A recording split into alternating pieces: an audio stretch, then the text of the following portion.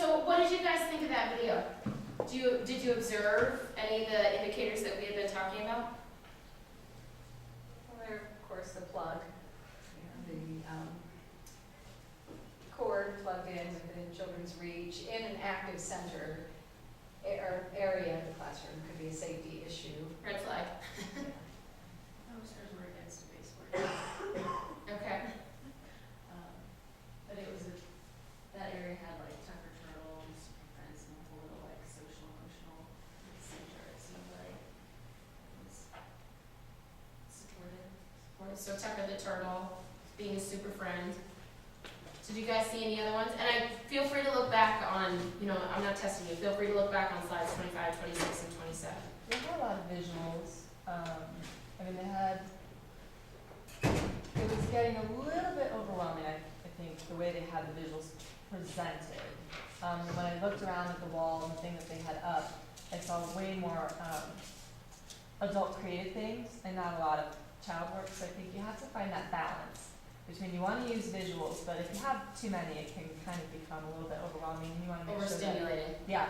But it looked like they had like a feelings thing up. I saw a visual schedule. It looked like they had a chart with names that they were maybe going to use to, I'm not sure exactly how that was going to be used, that they were using to pick their areas. I saw signs for the areas. I couldn't quite tell if there was places to like put their names on those signs in the areas, but so they had a lot of things that they were using, I think, to organize the space, but I think you always have to find that balance and watch to make sure that it's not too overstimulating and too overwhelming, and that the things that you are using are obvious what they are and what they're used for, but they had a lot of them.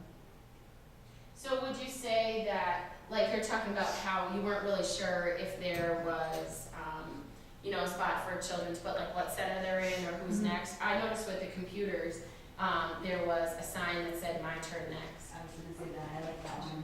Yeah. It seems like the kids are responsible for implementing that, whereas Shelley was saying it's like a lot of the adult created stuff seems like you need an adult facilitator to implement that stuff, whereas that one seems like when introduced, and like obviously you need a little bit of adult support at first, but then Introduce it. kids would then be in charge of facilitating that one, or So- implementing that. And I think it's one of those things where it can be, when you watch how they use these things, and maybe the kids know how to use them now, but I think it can also be helpful to see, like, if you just see a quick video or a quick picture, and you can't tell right away how you would use that as an outside adult, then, maybe that's some good feedback to look at how easy is that for the kids to use, Well, and I think that that "My Turn Next," I assume it was for the computers. I think that might be a great, assuming that it's been taught and the children have practiced it and they understand it. I think that might be a great effort to prevent those challenging behaviors, the fighting and things like that. But it's important to remember that these tools for the children, like, they need to be taught. Children need to understand them first, and we need to have patience because repetition is definitely important. So next we're going to talk a little bit about the outdoor environment and kind of what that can look like. Talking about possibly an unobstructed view, visual reminders, which is maybe not something we see outside as much, as well as defining spaces. A lot of times you think about outside and you want to give children space to just get all their energy out because then they won't be so crazy in the classroom. But defining each space, whether it's a sandbox or defining an area for the slide, there's enough space at the bottom of the slide for children to land. Defining that space is really important. Creating easy to follow traffic patterns. Giving children enough space to run across, run through things so they're not running over kids in the sandbox. And then I've kind of talked about this, but equipment areas such as a sandbox. So this is just an example of some environmental visual cues that you can use outside. We looked at this in the classroom, and remember the colored feet on the floor. But these are things, you can do outside too. I'm having a lot of elementary school memories today, but I can remember being in elementary school And where you lined up for recess, it was like a half-moon concrete area to walk into the building, and you lined up with your class, and there were always arguments, because if Carly wasn't standing behind me in line, well, she might be trying to cut me. Well, if we had these visual cues, you know, you need to stand on top of your 2 feet, or stand on the, I think those are dinosaur feet? Stand on those. I think that's what those are. So don't forget that these things can be applied outside as well. So this is a concept that comes from the LEAP program, from their quality indicators, talking about themes, which is something that I've heard some teachers really like to do. Some teachers aren't as much into it. We're going to look at an example of a theme.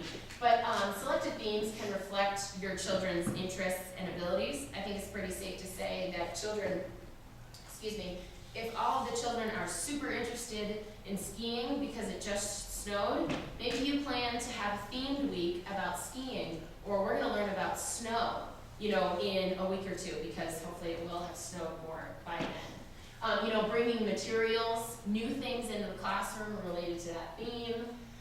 You know, planning experiences and learning opportunities and activities based around that theme can re-energize children because it's new, it's something they're interested in. So this is just an example of an ocean theme. It's from the Gunnison Lake School in Colorado. And you can see they have a table with some ocean animals, they have what looks like a beach setting, and then they have lots of different books. Maybe they learned about sharks one day, maybe they learned about the beach a different day. So you can apply it a lot of different ways. And it can also be something that you're interested in. Maybe you're really excited that it snowed and you really want to go skiing. I think it's, you know, it's okay to incorporate that in there, because then you're going to be more excited for the activities. And because you're a part of the environment, the children are going to see you excited, and then they're going to get excited. So it all ties in. So these are just a few questions that you can ask yourself, and there's actually a great handout attached to this. It's sort of a checklist. It's handout 7.3. You're welcome to go ahead and look at it. It's a great checklist for each age group, whether that's infants, toddlers, preschoolers. There are some environmental checklist items on there. So it would be great to have. That would also be a great thing to share with other teachers that maybe aren't here.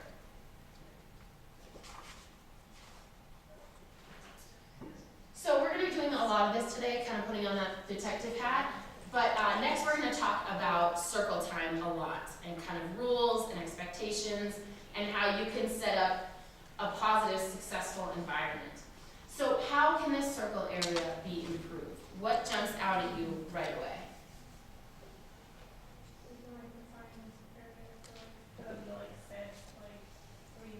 Yep, there's no defined area. Yeah. Okay, thank you, Eric.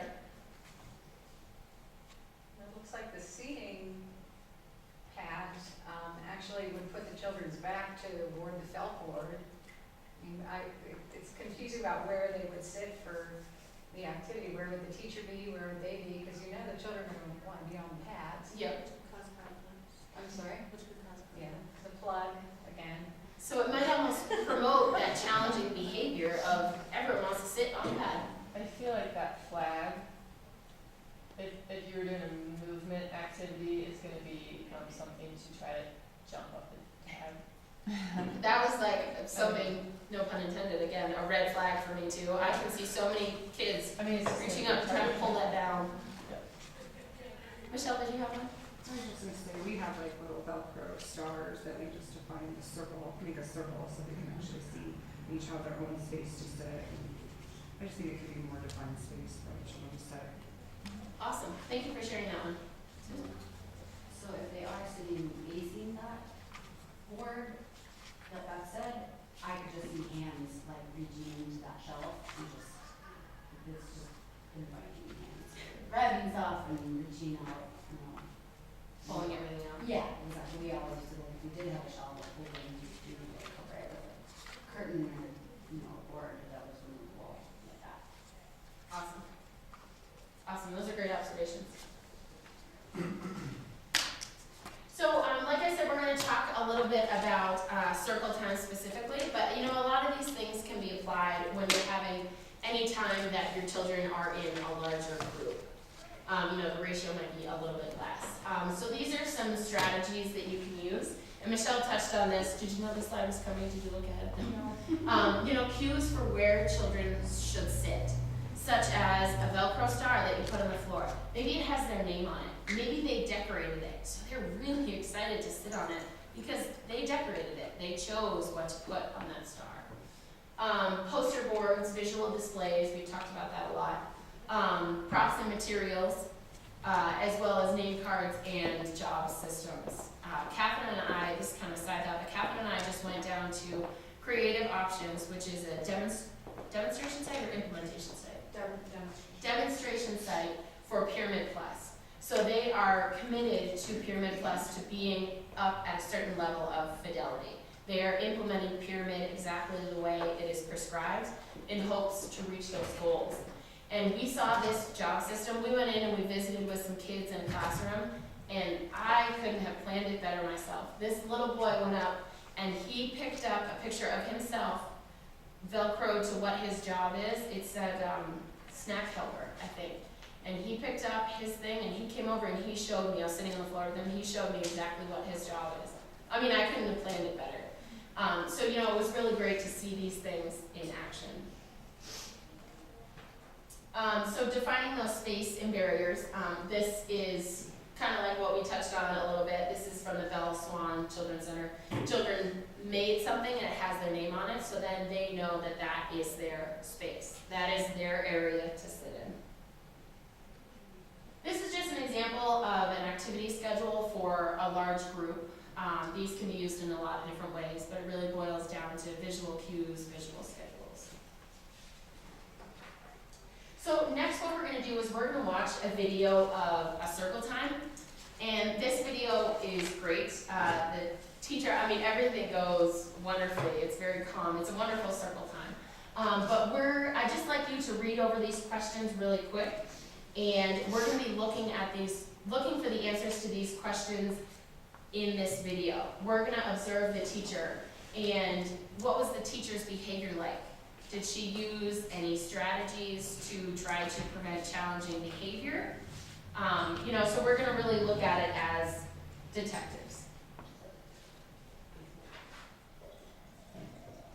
So yeah, if you guys could just go ahead and keep this slide up in front of you while I play the video. Does anybody have any questions before we start the video?